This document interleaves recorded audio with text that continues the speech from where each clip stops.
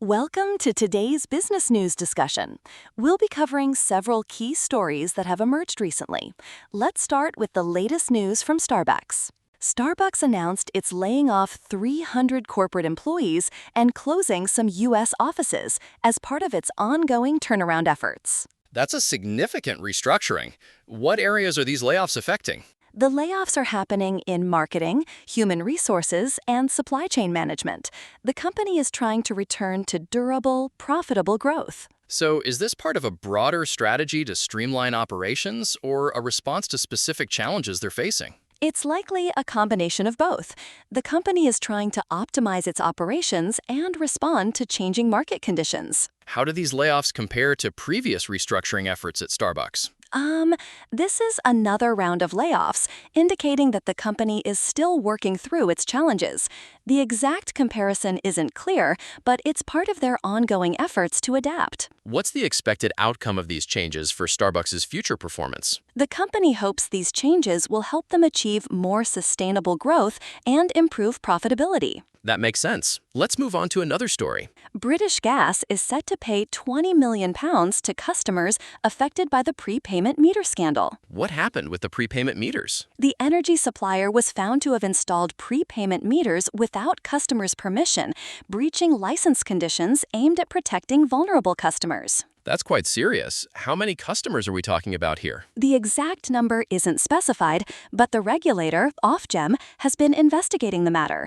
British Gas will also write off up to £70 million of energy debt for vulnerable customers. So there's a significant compensation package and debt relief involved. How does this impact British Gas's operations going forward? The company will need to improve its practices to comply with regulatory standards and regain customer trust. Let's discuss another story. U.S. Trade Representative Jamison Greer stated that export controls on semiconductor chips weren't a major topic in recent talks with Chinese officials. What does this suggest about the current state of U.S.-China trade relations regarding technology exports? It indicates that while export controls are a significant issue, they weren't a focal point in these particular discussions. This could suggest a breakthrough or a shift in priorities. Are there specific chip technologies or companies involved in these export controls that we should know about? The controls likely involve advanced semiconductor technologies, such as those produced by NVIDIA. The U.S. is trying to limit China's access to cutting-edge technology, Let's touch on another story.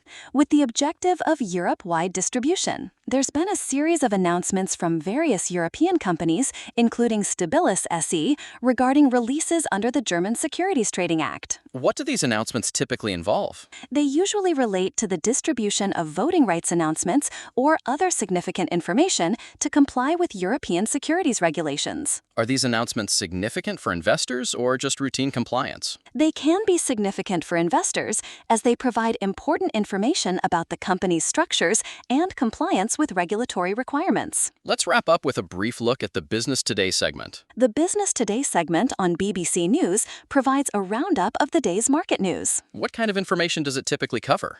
It covers various business news, market updates, and financial developments. Is there anything specific we should note from today's segment? The segment likely covered the stories we've discussed, along with other market news and developments. That's a good overview. As we conclude today's discussion, it's clear that there are several significant developments in the business world, from corporate restructuring to regulatory compliance. Indeed. And as we sign off, it's worth noting that these stories highlight the ongoing changes and challenges in the global business landscape. That's all for today. Goodbye, and see you later.